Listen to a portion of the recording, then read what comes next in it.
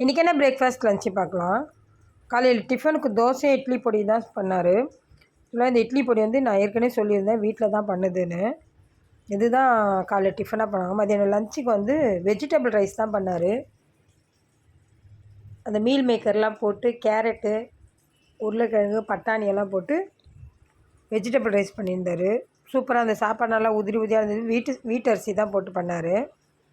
Meal maker இதில் நிறையவே போட்டார். ஏன்னா எங்களுக்கு ரொம்ப பிடிக்கும் அது மீல் மேக்கரு.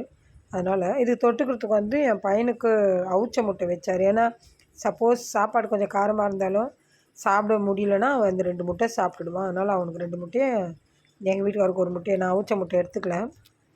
அப்புறம் தயிர் பச்சடி. நான் தயிர் பச்சடி வச்சு கொஞ்சம் சாதம் மட்டும் சாப்பிட்டேன். என் பையனுக்கு ஸ்நாக்ஸுக்கு வந்து குட்டி குட்டி முறுக்கு வச்சுருந்தேன். அதுதான் ஸ்நாக்ஸு. ரொம்ப கோல்டாகிடுச்சிங்க, பேசவே முடியல. ரொம்ப